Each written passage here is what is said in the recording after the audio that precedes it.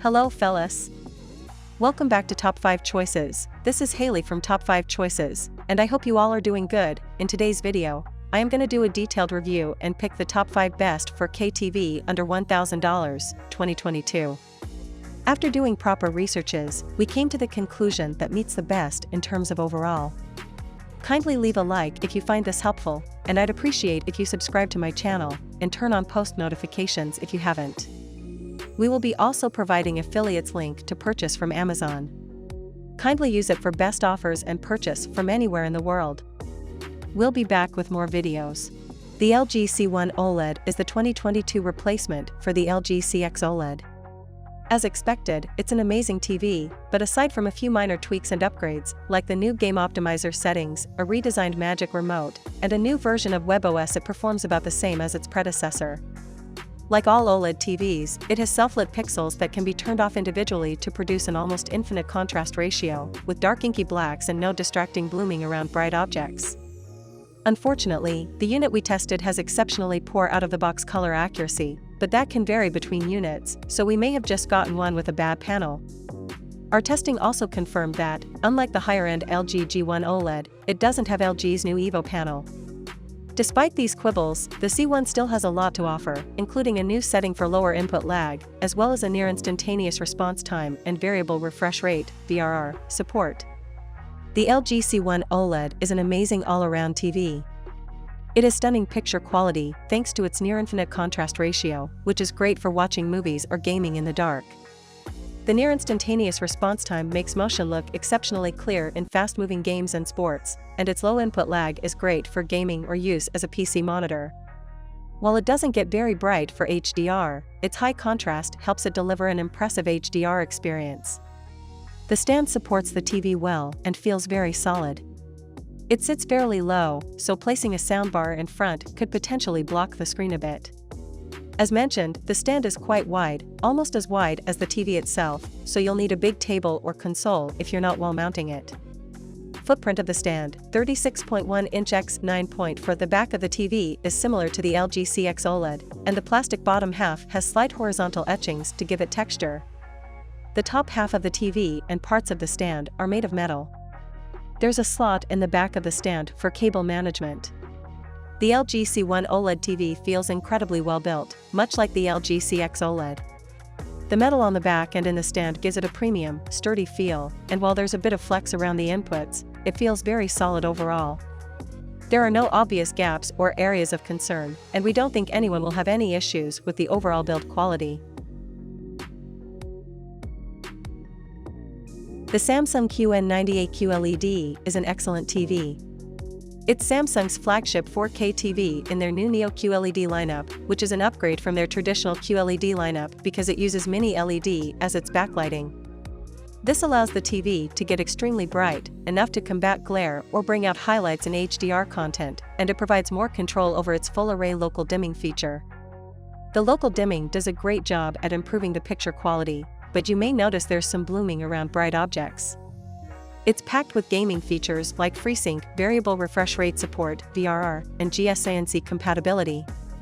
It also has HDMI 2.1 support, but some people may be disappointed that it's limited to one input. Despite having a VA panel, it has fairly wide viewing angles thanks to Samsung's Ultra Viewing Angle technology, so it should be a good choice for fairly wide seating arrangements. The Samsung QN90A is an excellent TV for any use. Its VA panel provides an excellent native contrast ratio and great local dimming to display deep blacks. It gets bright enough to combat glare and has fantastic reflection handling if you want to use it in a well-lit room.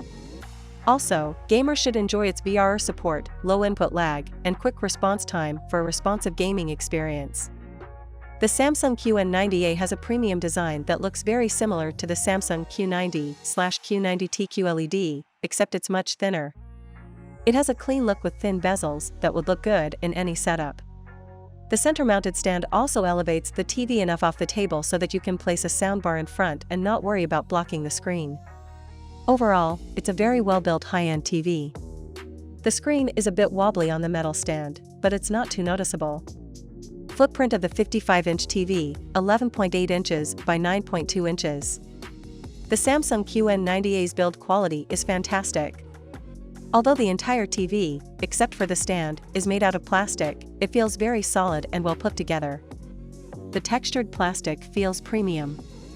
There aren't any obvious issues or loose parts, which is what you'd expect from a high-end model. It's a bit wobbly, but that's because the panel is so thin and easy to move, and it shouldn't be an issue during regular use. The Sony A90J OLED is an amazing 4K TV from Sony's Master Series. Like other OLEDs, it delivers unparalleled picture quality thanks to its self-emitting pixels, which produce perfect blacks and a near-infinite contrast ratio. While its HDR brightness is only decent relative to LED TVs, it still delivers a great HDR experience thanks to its wide color gamut and high contrast ratio. It also has a near-instantaneous response time for clear motion, but some gamers may be disappointed by the lack of variable refresh rate (VRR) support, even though it's set to arrive with a future firmware update. On the upside, it has two HDMI 2.1 ports, eARC, and Dolby Vision support. It also has wide viewing angles and superb reflection handling. As with all OLEDs, there's some risk of permanent burn-in, but we don't expect it to be an issue if you watch varied content. The Sony A90J is an amazing TV for mixed usage. It delivers exceptional picture quality for movies and TV shows, and its near-instantaneous response time results in smooth motion for sports and video games. While it doesn't get as bright as an LED TV, it's bright enough to bring out most highlights in HDR, aided by its near-infinite contrast ratio. Unfortunately, there's a risk for permanent burn-in, though it shouldn't be an issue if you watch varied content. The Sony A90J looks similar to other high-end Sony OLEDs, but with a newly designed stand that offers more adjustability. With its thin bezels and metal accents, it looks sleek and premium and is sure to make an impression in any living room. The Sony A90J doesn't have much in the way of cable management except for some paneling that covers a portion of the cables and an included cable tie, but overall it looks fairly clean. The back of the panel itself is metal, while the rest is plastic with vertical ridges. The build quality of the A90J is superb. The TCL 6 Series/R635 QLED is a flagship 4K LED TV. It's part of TCL's 6 Series lineup that includes the TCL 6 Series/R646 QLED and the TCL 6 Series/R648 8K QLED, and this model has Roku TV as its built-in smart interface. It's user-friendly and has a ton of apps available to download. It features mini LED backlighting that allows the screen to get bright, but even though it's meant to provide greater control over the local dimming zones, its full-array local dimming is mediocre. It has most advanced features people are looking for in a high-end TV, like a 120Hz panel and variable refresh rate (VRR) support, but it doesn't have HDMI 2.1 inputs, so it's not future-proof for console gaming. The TCL R635 is a very good overall TV. It's great for watching movies in dark rooms thanks to its fantastic contrast ratio, but sadly, its local dimming feature causes blooming around bright objects. HDR content looks great as the TV displays a wide color gamut, and it gets bright enough to make highlights pop. It also has great gaming features like a quick response time and VRR support, but it doesn't have HDMI 2.1 support. It's good for watching sports and shows in bright rooms, but it has narrow viewing angles if you have a wide seating arrangement. The stand is fairly wide, so you may need a large table to place the TV on. Footprint of the 55-inch stand, 42.1 inch x 13.6. The back of the TCL 55 R635 looks a bit different from that of the TCL 6 Series/R625. The top half is made from a shiny, glossy plastic that feels solid. The bottom half, where the inputs are, is made from matte plastic that feels a bit cheap. Cable management is serviced through the feet. The TCL 6 Series Mini LED has good build quality. The stand is solid, and the TV doesn't wobble all that much. The TV is mainly plastic, which sadly feels a bit cheap on the back. However, it's well built overall, and there aren't any obvious issues. This TV is a bit thick, mainly because of the bottom part where the inputs sticks out, which may be an issue if you wall mount it.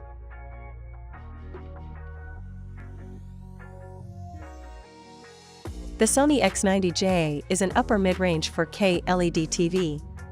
It's part of Sony's 2021 Bravia lineup, sitting below the Sony X95J, and it has many of the same features as the higher-end model, but without as good performance.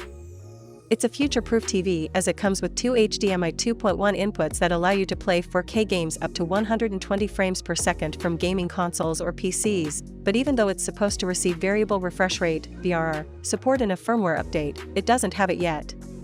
It comes with Google TV as its smart interface, which has a ton of apps you can download through the Google Play Store and has a user-friendly interface. This TV comes with a VA panel that helps it perform well in dark rooms, and it even gets bright enough to fight glare in well-lit rooms, but it has narrow viewing angles, and it doesn't have Sony's X-Wide Angle technology. The Sony X90J is a great TV for most uses. It's best suited for watching movies and HDR content due to its high contrast ratio, great full-array local dimming, and high HDR brightness. It has low input lag, a fast response time, and a 120 Hz refresh rate, making it a great choice for gaming. However, you'll have to wait for its advertised VRR support. It's good for watching TV shows or sports because it upscales lower resolution content well and gets very bright to combat glare, but its narrow viewing angles make it less ideal for watching with a big group of people. From the front, the Sony X90J looks almost identical to the Sony X900H from 2020. It's simple and minimalist, with thin borders on all sides. However, the glossy plastic bezels and feet look somewhat cheap. The back looks very different from the Sony X900H. It now has a grid-like pattern with a larger square in the middle with the Bravia branding. All inputs are facing sideways, which makes it easier to access when wall-mounted. For cable management, there are two clips included to hold the cables behind the feet. The Sony X90CJ's build quality is good. It's entirely plastic, including the feet. While it feels sturdy overall, there's a lot of flex on the back panel.